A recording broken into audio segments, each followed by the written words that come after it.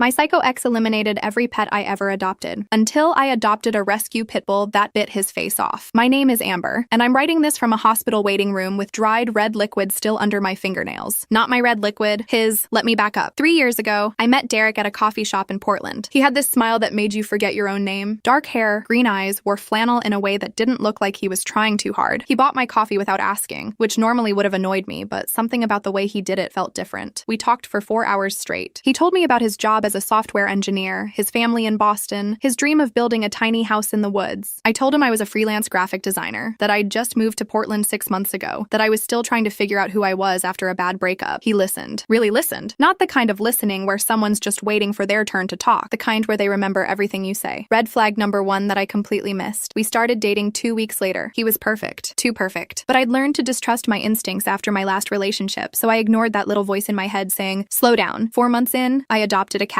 A tiny orange tabby from the shelter named Mango. I'd always wanted a cat, but my ex before Derek was allergic, so this felt like reclaiming something for myself. Derek seemed fine with it. Said he loved cats. Even bought Mango toys and fancy food. 2 weeks later, Mango was gone. I came home from a client meeting and found the window wide open. My 3rd floor apartment window that I never opened more than a crack because I was paranoid about exactly this. Derek helped me search the neighborhood for hours. He made flyers, posted on every lost pet page, held me while I cried myself to sleep. These things happen, he said, stroking my hair. Cats are curious. She probably just wandered off. But Mango wasn't that kind of cat. She was timid, afraid of everything. She wouldn't have jumped out a window 3 stories up. I tried to tell Derek this, but he just kept reassuring me we'd find her. We never did. I was devastated for months. Derek was there for all of it, patient and understanding. He even suggested we wait a while before getting another pet. You're not ready yet, he said. Give yourself time to heal. Looking back, I should have seen it then. The way he watched me grieve, like he was studying me, taking notes. 8 months passed. I finally felt ready to try again. I adopted a dog this time, a beagle mix named Biscuit from the same shelter. 7 years old, calm, perfect for apartment living. Derek moved in with me 2 weeks after I brought Biscuit home. It seemed like the natural next step. We'd been together over a year. He practically lived at my place anyway. His lease was ending. It made financial sense. Plus, I thought having him around would be good for Biscuit. Someone home more often since Derek worked remotely. Biscuit died 3 weeks later. The vet said it was poison. Rat poison, specifically. But I didn't have rat poison in my apartment. I'd never had rats. The building was well maintained, old but clean. Could he have gotten into it outside? The vet asked. Maybe. Biscuit was always sniffing around the dumpsters during walks. But he was well trained, never ate anything off the ground. Derek held me in the vet's office while they put Biscuit down. The poison had destroyed his organs. There was nothing they could do. I cried so hard I threw up in the parking lot. I'm so sorry, Derek whispered, rubbing my back. This is my fault. I should have watched him more carefully during walks. It's not your fault, I said, because I believed it. He insisted it was. Beat himself up about it for weeks, which made me comfort him while I was drowning in my own grief. Red flag number 2. I told myself I was done with pets. 2 in less than 2 years. I couldn't handle it anymore. The universe was clearly sending me a message. Derek agreed. Maybe you're just not a pet person, he said gently, and that's okay. But I knew I was a pet person. I'd grown up with animals. My childhood dog lived to be 16. My family always had cats, birds, even a rabbit once. I'd never lost a pet like this before. 6 months passed. Derek proposed. Small, intimate, just us on a hike in the gorge. The ring was simple and perfect. I said yes because I loved him, and because saying no felt like admitting something was wrong when I couldn't point to what. We set a date for the following summer. Started planning. His mom flew out to meet me. She was cold, formal, but Derek said that was just how she was. Then winter came, and I saw a Facebook post from the shelter. They'd rescued 40 dogs from a hoarding situation. Needed foster homes desperately. One of the photos showed this small terrier mix, matted and scared, hiding in the back of a kennel. Something in me broke open. I showed Derek. Just fostering, I said. Temporary? They need help. His jaw tightened. Just for a second. Then he smiled. Of course. If it's important to you. I picked up the dog the next day. A girl, maybe 2 years old, they thought. She'd been living in her own filth, never socialized, terrified of everything. I named her Pepper, for the white and black spots on her ears. Derek kept his distance at first, said he didn't want to overwhelm her, which I appreciated. Pepper needed space to decompress, but I noticed things. Small things. The way Derek watched her when he thought I wasn't looking, not with affection, with something else, something calculating. I convinced myself I was being paranoid. He'd been nothing but supportive, helpful, kind. Pepper started warming up to me after a week, eating from my hand, sleeping in a dog bed next to our bed. Learning that inside meant safety. One night, I woke up to Derek standing over her bed, just staring down at her in the dark. What are you doing? I asked, my voice hoarse with sleep. He startled. Couldn't sleep. Wanted to check on her? In the dark? Didn't want to wake you with the light. Made sense. I went back to sleep. Red flag number 3. 2 weeks into fostering, I came home early from a grocery run. I'd forgotten my wallet. Derek was in the kitchen. Pepper's food bowl was on the counter, and Derek was doing something to it. I couldn't see what. He was bent over it, his back to me. Hey! I called out. He jumped. Actually jumped. Knocked the bowl onto the floor. Food scattered everywhere. Jesus, Amber, you scared me. Sorry. Forgot my wallet. I looked at the food on the floor. What were you doing? Just feeding her. I was trying to surprise you by taking care of it. He laughed, but it sounded wrong. Forced. Why was the bowl on the counter? I feed her on the floor. I was measuring the portions. Wanted to make sure I got it right. I looked at him for a long moment. My heart was doing this weird thing, beating too fast and too slow at the same time. Okay, I said. Thanks. I grabbed my wallet and left. Sat in my car for 10 minutes before going to the store. Something was wrong. I knew something was wrong, but I couldn't make the pieces fit together in my brain. That night, I didn't let Pepper eat the food Derek had prepared. Made up an excuse about her having an upset stomach. Fed her fresh food from a new bag. Derek didn't say anything, but I felt him watching me. I started feeding Pepper myself. Every meal. Stopped leaving her alone with Derek. Made excuses to take her to my studio when I worked, even though it was less convenient. Derek noticed. You don't trust me with her, he said one night. Not quite a question. That's not it, I lied. Then what is it?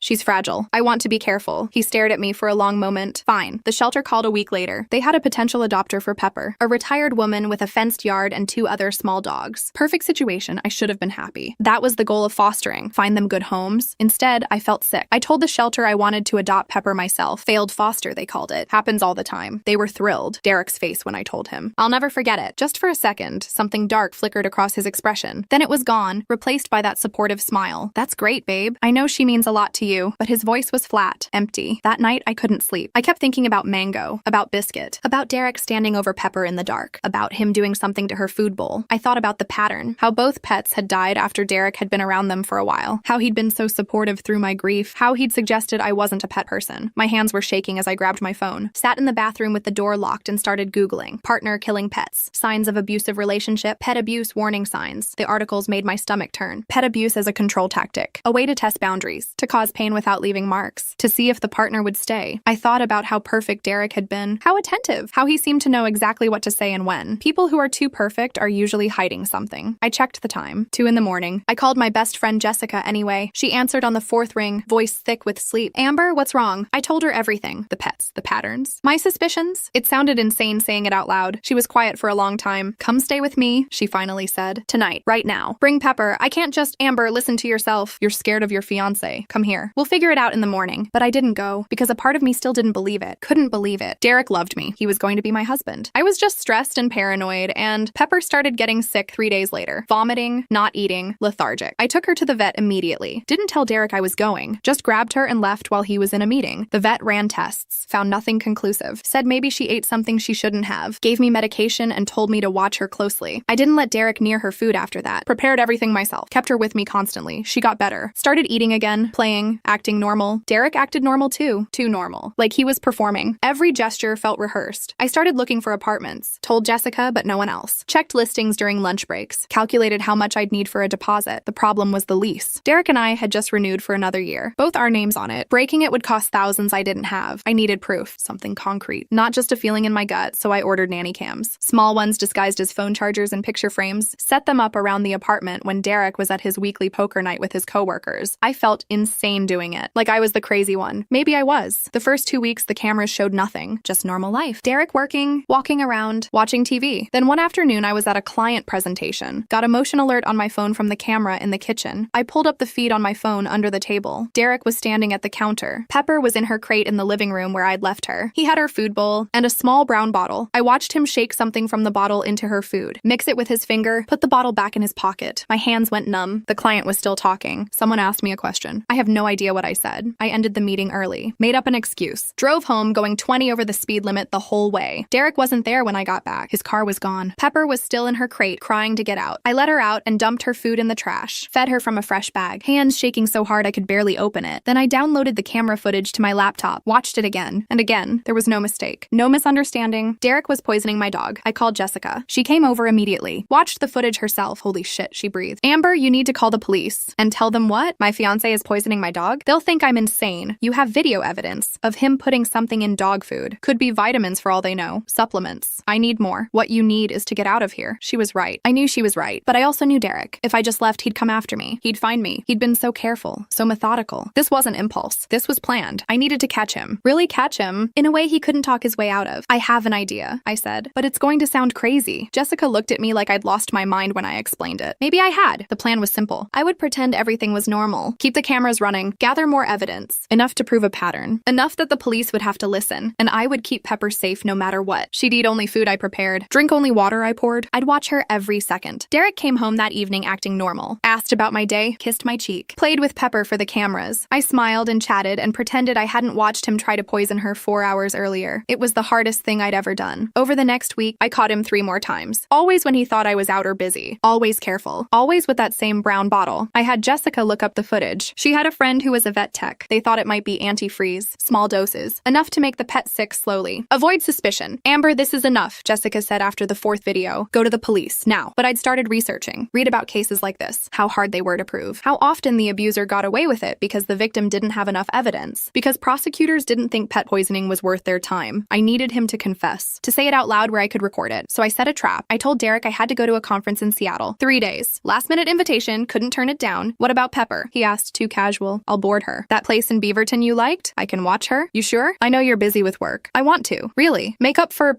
Biscuit. His eyes got all soft and sad. I've been thinking about it a lot. How I failed you then. Let me do this. I wanted to throw up. Instead, I smiled. Okay, thank you. That means a lot. I didn't go to Seattle. I went to Jessica's apartment with Pepper. Set up a laptop to monitor all the cameras. Waited. Derek spent the first day acting normal. Working, making food. Watching TV. The second day, he started searching my things. Went through my dresser. My computer. Looking for something. The third day, he brought someone to the apartment. A woman. Tall, blonde, confident. They sat on my couch drinking wine and laughing. I recognized her from his phone. His co-worker, Emma, the one he'd mentioned a few times, said they were just friends. They weren't acting like friends. I watched them kiss. Watched him lead her to our bedroom. Watched him close the door. Jessica put her hand on my shoulder. Turn it off. You don't need to see this. But I kept watching because I needed to know. Needed to see who Derek really was. They came out an hour later. Emma was getting dressed, talking about something. Then Derek said it. She'll never know. She's an idiot. Kept adopting animals even after I killed the first 2. Some people just refuse to learn. My blood turned to ice. Emma laughed. You're terrible. Those poor animals. They're just animals. And she was getting too comfortable. Too independent. The pets made her happy. Can't have that? What about the new one? Giving it time. Don't want it to be too obvious. But once we're married, I'll get her isolated. Pregnant maybe. Then it won't matter. She won't be able to leave. Emma kissed him. You're so bad. I love it. Jessica was recording it on her phone. The whole conversation. That's enough, she said. We're calling the police now. But I was already thinking ahead. Derek had just confessed to murder. 2 counts. And conspiracy for a 3rd. Plus the cheating. Plus whatever else was on those recordings. He thought he was so smart, so careful. But he'd gotten cocky. Made the one mistake all narcissists make eventually. He underestimated me. I called a lawyer before I called the police. Got advice. Documented everything. Timestamps, dates, vet records, the videos, the audio confession. Then I called the police and reported animal cruelty with evidence. It took them 3 days to arrest him. 3 days of me pretending to come home from Seattle, acting normal, sleeping in the same bed as a man who'd murdered my pets and planned to trap me in a marriage. The detective who took my statement was a woman named Rodriguez. She'd seen cases like this before. Knew what they could turn into. You did the right thing, she said. These guys always escalate. Pets first, then partners. Derek was charged with 2 counts of animal cruelty and 1 count of attempted animal cruelty. They found the brown bottle in his coat pocket. Antifreeze, just like Jessica's friend thought. He tried to claim it was for his car. That he had no idea how it ended up in dog food. That the videos were edited. But his lawyer saw the footage of him with Emma. Heard the confession. Knew it was over. Derek took a plea deal. 1 year in jail. 3 years probation. Restraining order. Mandatory counseling. Not enough. Not nearly enough for what he did, but it was something. Emma kept texting him in jail. I know because the prosecutor showed me the messages as part of the case. She didn't think he'd done anything wrong. Thought I was overreacting. They were just animals. Boys will be boys. Some people are beyond help. I moved in with Jessica temporarily. Broke the lease. Took the financial hit. Didn't care. Started therapy. Dealt with the fact that I'd almost married a man who'd murdered my pets as a form of control. Who'd planned to isolate me. Trap me. Dealt with the guilt that I hadn't seen it sooner. That I'd ignored red flags. That I'd trusted him. My therapist said it wasn't my fault. That Derek had been grooming me from the start. That abusers are experts at hiding who they really are. It helped. A little Pepper helped more. She'd been through hell too. We recovered together. 6 months after Derek went to jail, I started looking for a bigger place. Something with a yard. Room for Pepper to run. Jessica came with me to viewings. Helped me narrow it down. We found a perfect little house in southeast Portland. Old but charming. Fenced yard. Affordable. I put in an offer. It was accepted. Moving day was chaos. Jessica, her boyfriend Marcus, my brother Tyler, all helping carry boxes. Pepper running around exploring every corner of her new home. I felt light for the first time in years. That night, alone in my new house, I made a decision. I was going to foster again. Give more dogs like Pepper a second chance, but I'd be smarter this time. More careful. Trust my instincts, and I'd never ignore red flags again. I applied to the shelter the next week. They were thrilled to have me back. Said they'd send over some dogs who needed temporary placement. The first one arrived 2 weeks later. A senior pit bull named Roxy. 70 pounds of muscle and scars and the sweetest temperament I'd ever seen. She'd been seized from a dogfighting ring. Needed medical care and socialization. The shelter said she was unadoptable. Too old, too damaged, too much baggage. I took one look at her and fell in love. Roxy was afraid of everything at first. Loud noises, sudden movements, men especially. She'd She'd shake when Tyler came over to help fix my fence, but she loved Pepper. They became instant friends. And slowly, day by day, Roxy started to trust me. I wasn't looking to adopt her. The plan was just to foster, help her heal enough to maybe find a home, but 3 months in, I couldn't imagine my life without her. I called the shelter. I'm keeping her. They were shocked, happy, said Roxy had gotten lucky, but I was the lucky one. Life fell into a rhythm: work, dogs, therapy, healing. Derek got out of jail after 8 months on good behavior. The restraining order was still in effect. I didn't think about him much anymore. He was a ghost. A lesson learned. Then one night, 3 weeks after Derek's release, I came home from dinner with Jessica. It was late, nearly 11. The street was quiet. I parked in my driveway and grabbed my purse. That's when I saw him, Derek, standing in my yard. The motion sensor lights hadn't caught him yet. He was just standing there. In the shadows by my fence, my heart stopped. Literally stopped. He saw me see him, smiled. That same smile that had made me forget my name 3 years ago. Except now all I saw was rot underneath. I should have called 911, should have stayed in my car, should have driven away. Instead, I opened my door. You need to leave. I just want to talk. You're violating a restraining order. Leave. Now. He took a step closer. You ruined my life, Amber. You ruined your own life. All of this over some stupid animals. Do you know what jail was like? Do you care? Not even a little bit. His face changed. That mask of civility dropped. You think you won? But you didn't. You're going to pay for what you did to me. The motion lights flicked on. Flooded the yard. I could see him clearly now. See the anger in his eyes. The hate. He had something in his hand. I couldn't tell what. Something metal, glinting. Derek, leave. Or I'm calling the police. Call them. I'll be inside your house before they get here. And those dogs you love so much? I'm going to make you watch. My hand was already on my phone. Finger on the emergency call button. But then I heard it. A sound from inside my house. Low and deep. Barking. Roxy's bark. Different from her normal bark. Deeper. Dangerous. Derek heard it too. What the hell is that? That's your worst nightmare if you don't leave right now. He laughed. A dog? You think a dog scares me? I've killed 2 of yours already. The barking got louder. Closer. Then the dog door, the one I'd installed last month, banged open. Roxy came through like a missile. 70 pounds of muscle and fury and every bit of trauma from that fighting ring channeled into pure protective rage. Derek had time to raise his arm. That was it. Roxy hit him chest high. Knocked him flat on his back. Went straight for his face. I heard myself screaming. Heard Derek screaming. Heard the horrible sounds of teeth and tearing and Roxy! Off! Off! She didn't listen at first. 3 years of abuse. Months of fighting. All of it coming out at once. But then Pepper was there. Barking, dancing around them, and something in Roxy clicked. She let go. Backed up. Came to stand between me and Derek. Hackles raised. Lips pulled back. Blood on her muzzle. Derek was curling on the ground. Hands over his face. Screaming. Blood everywhere. I called 911. Hands shaking so hard I could barely dial. The operator was calm. Asked questions. I answered them on autopilot. Yes, someone was hurt. No, I wasn't in immediate danger. Yes, the dog was contained. No, I didn't know the extent of the injuries. Derek was still screaming. That thing tried to kill me. I'll sue you. I'll have it put down.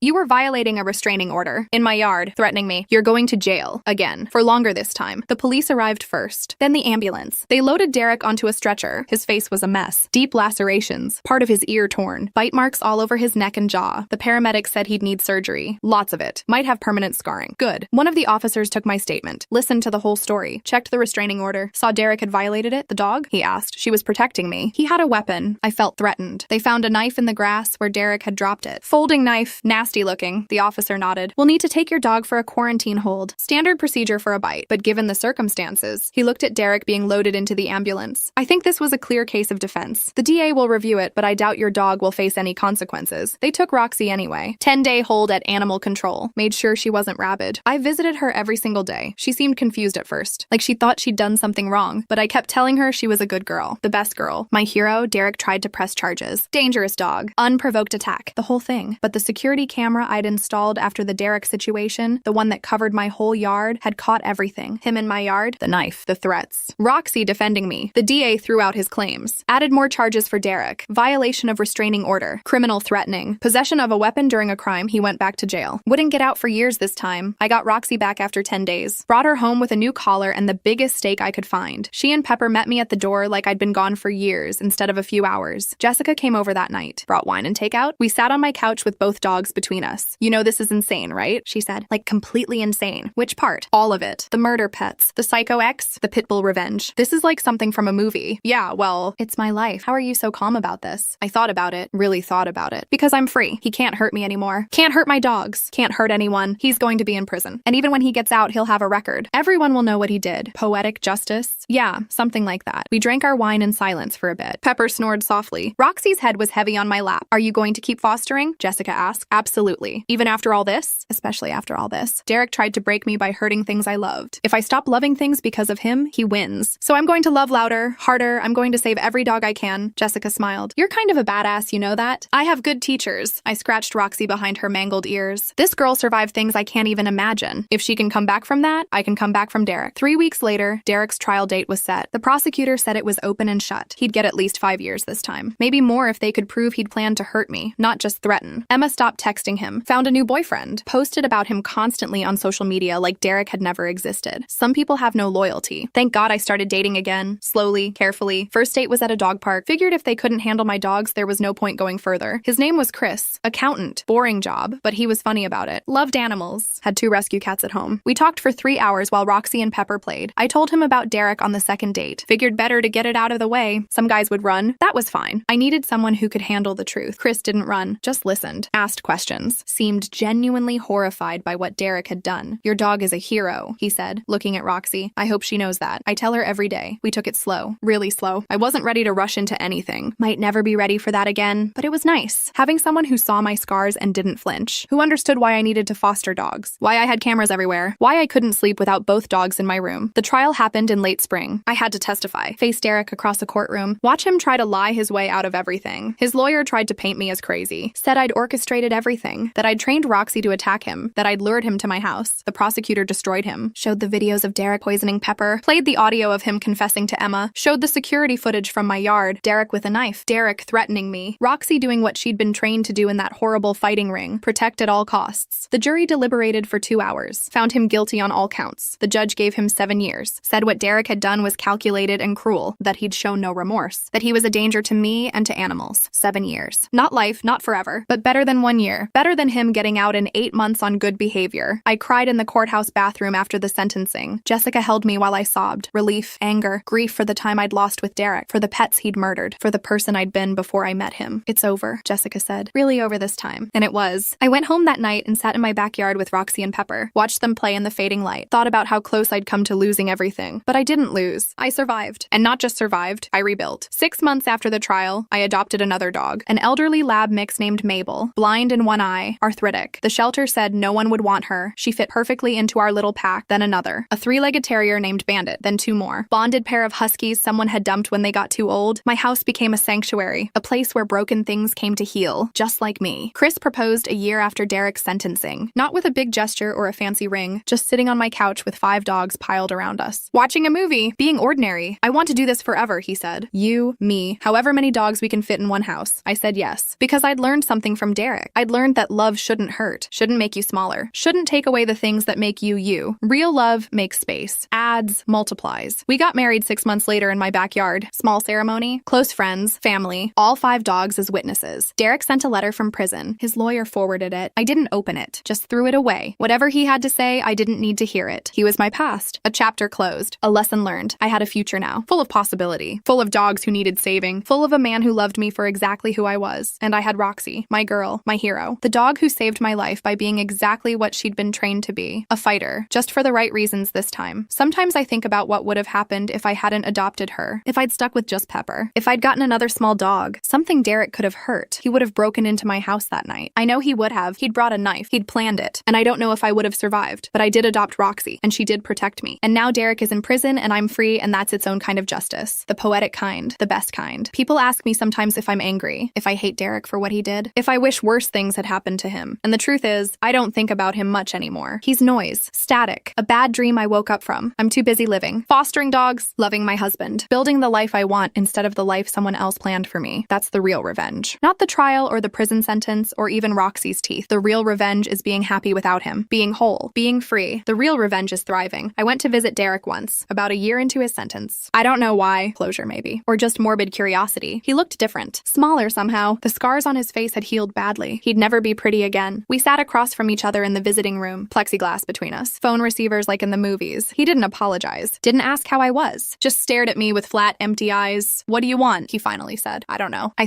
guess I thought I needed to see you, to make it real. It's real. I'm in here. You put me here. You put yourself here. You killed my pets. You tried to hurt me. They were just animals. And that's when I knew. He'd never get it, never understand what he'd done wrong. Some people are broken in ways that can't be fixed. I hung up the phone without saying goodbye, walked out of that prison and never looked back. That was 2 years ago. Derek will get out eventually, in 5 more years, probably less with good behavior, but I won't be afraid anymore. I have Roxy, I have Pepper, I have Mabel and Bandit and the Huskies. I have Chris, I have Jessica. I have a life I built from the ground up after after Derek tried to burn it down. And if he ever comes near me again, well, Roxy's not the only one who learned how to fight back. I learned too. I'm not the same person I was when I met Derek at that coffee shop. Not the girl who ignored red flags because she wanted to be loved. Not the woman who stayed quiet while her pets died. I'm someone new now. Someone harder. Someone who knows her worth. Someone who won't ever let anyone make her feel small again. Derek tried to break me. Instead, he forged me into something stronger. So thank you, Derek, for being exactly who you are. For showing me exactly who I don't want to be. For giving me the greatest gift. The knowledge that I can survive anything. Even you. Especially you. I'm writing this from my backyard. Late summer evening. Golden light. Dogs playing. Chris grilling dinner. Life being ordinary and beautiful and mine. My psycho ex killed every pet I ever adopted. Until I adopted a rescue pit bull that bit his face off. And now I'm here. Alive, free, happy. That's the end of the story. Or maybe it's the beginning. Either way, I'm not afraid anymore, and that's everything.